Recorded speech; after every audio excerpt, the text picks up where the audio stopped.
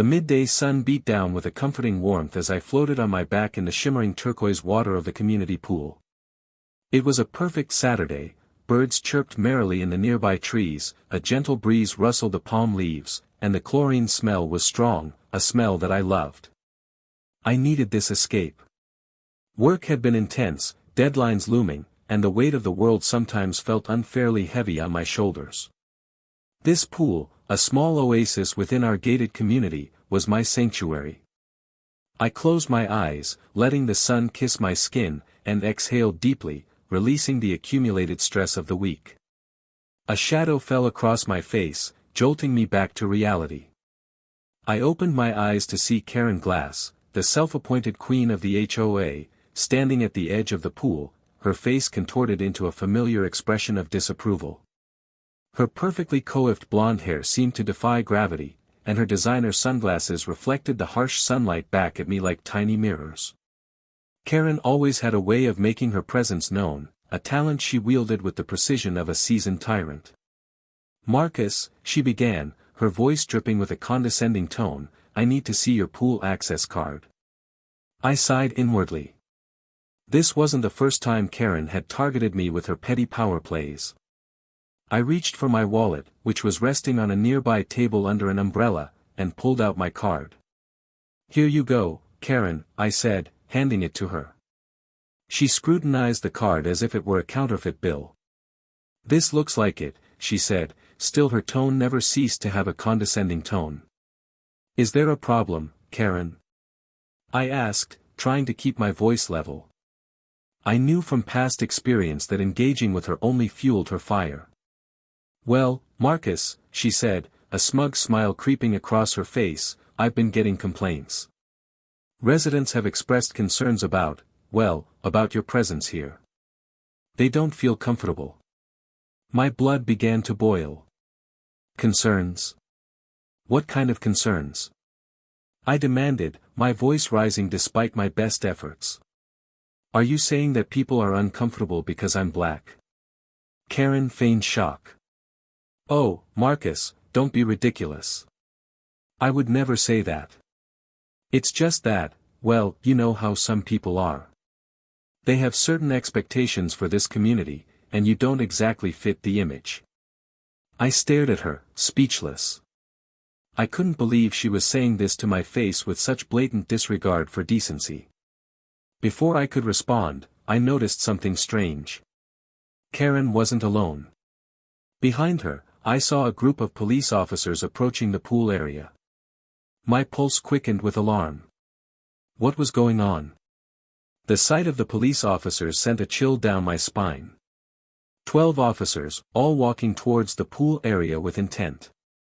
Karen, seeing my gaze shift, puffed out her chest and adopted an air of authority. "Officers," she announced, her voice ringing with false confidence. "This man is trespassing and causing a disturbance. I want him removed from the property immediately." Trespassing? I lived here. This was my home, my community. The audacity of this woman knew no bounds. "Karen, what are you doing?" I exclaimed, my voice laced with disbelief. "I live here. I pay my HOA fees. I have every right to be here." "That's debatable, Marcus," she retorted, her eyes glinting with malicious satisfaction.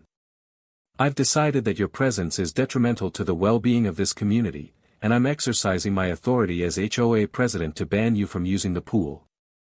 I couldn't believe what I was hearing. This was blatant discrimination, pure and simple. "You can't do that, Karen. This is illegal. I assure you, Marcus, everything I'm doing is perfectly within the bounds of the HOA regulations," she said, her voice dripping with false saccharine. "Now, officers, please escort him off the property." The officers, seemingly hesitant, approached me. "Sir, we're going to have to ask you to come with us," one of them said, his voice apologetic. "But I haven't done anything wrong." I protested, my hands trembling with anger and frustration. "This is a misunderstanding.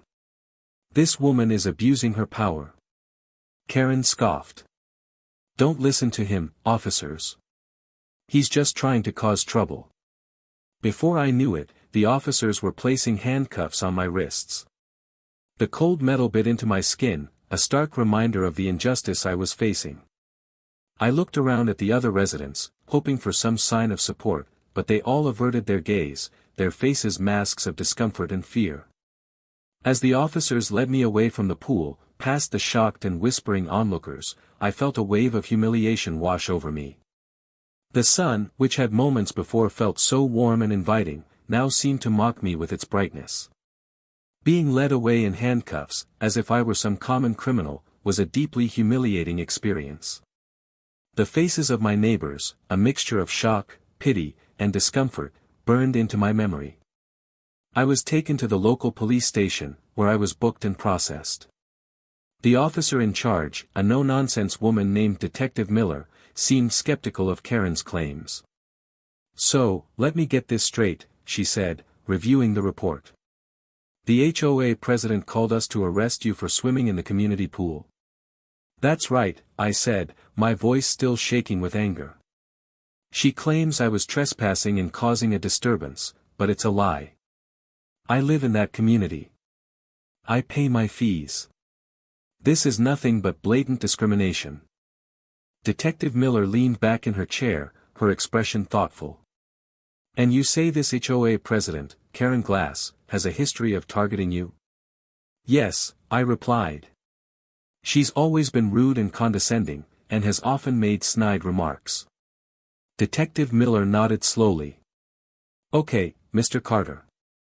I'm going to release you on your own recognizance. I need to look into this situation further. Something doesn't quite add up." As I left the police station, the seed of an idea began to sprout in my mind. Detective Miller's suspicion echoed my own. Something about Karen's behavior felt off, even beyond her usual arrogance and entitlement. Perhaps there was more to this than just simple racism.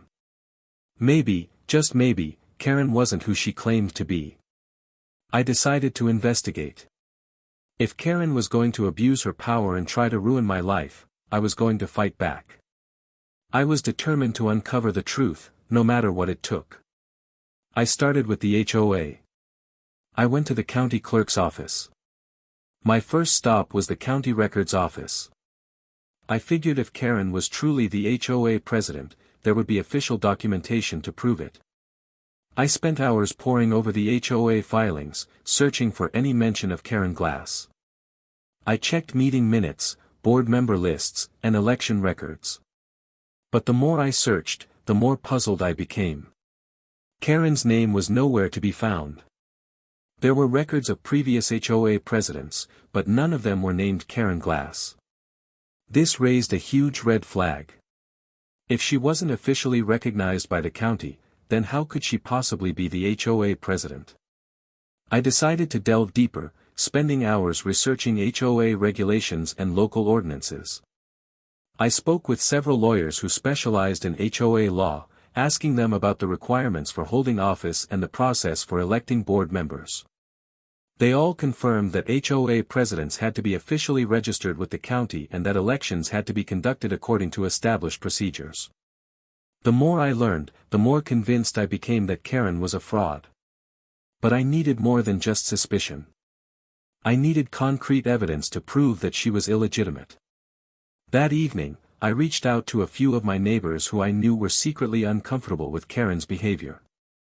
I explained what I had discovered at the county records office and asked if they had ever seen any official election notices or board meeting announcements. To my surprise, they admitted that they hadn't. They said Karen had simply declared herself president one day and everyone had assumed she was legitimate.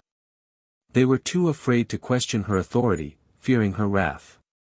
This information was invaluable.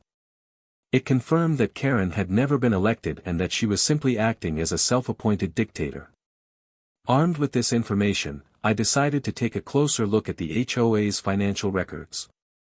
If Karen was a fraud, there was a good chance she was also mishandling the community's money. I knew gaining access to these records wouldn't be easy, but I was determined to find a way. I started by contacting the HOA's management company, posing as a prospective buyer interested in purchasing a property in the community. I requested copies of the HOA's financial statements, claiming I needed them to assess the community's financial health. The management company, unaware of my true intentions, reluctantly agreed to provide me with the documents. When the financial statements arrived, I immediately noticed irregularities. There were numerous unexplained expenses, large sums of money being transferred to unknown accounts, and suspicious invoices for services that were never rendered. It was clear that someone was embezzling funds from the HOA. I dug deeper, tracing the money transfers and cross-referencing the invoices with vendor records. What I discovered was shocking. Karen was using the HOA's funds to pay for her personal expenses, lavish vacations, designer clothes, and expensive jewelry. She had been systematically looting the community's coffers for her own personal gain. I felt a surge of anger and vindication. I finally had the proof I needed to expose Karen's fraudulent activities. I gathered all the evidence I had collected, the county records showing she wasn't registered, the statements from my neighbors confirming she was never elected, and the financial records documenting her embezzlement. I compiled everything into a comprehensive report and prepared to present it to the authorities. I also reached out to a local news agency to come with me to present the authorities with the report. The next morning, I marched into the local police station, accompanied by a reporter from the local news channel. I presented Detective Miller with my report, detailing Karen's fraudulent activities and providing all the supporting documentation. Detective Miller was impressed. She had suspected something was amiss, but she hadn't realized the extent of Karen's deception. She immediately launched an investigation, raiding Karen's home and seizing her financial records. The news of Karen's arrest spread like wildfire throughout the community. Residents were shocked and outraged. They had blindly trusted Karen, never suspecting that she was a fraud. The truth was now out in the open, and everyone realized how badly they had been manipulated. At the police station, Karen eventually confessed to all charges. She wasn't the HOA president, she had never been elected, and she had been systematically embezzling funds from the community for years. As for me, the charges against me were immediately dropped. I was vindicated, and my reputation was restored. The community rallied around me, apologizing for their lack of support and vowing to elect a legitimate HOA board. The racist and narcissistic HOA president that was Karen Glass was arrested and loses her job. Finally swimming in the pool again.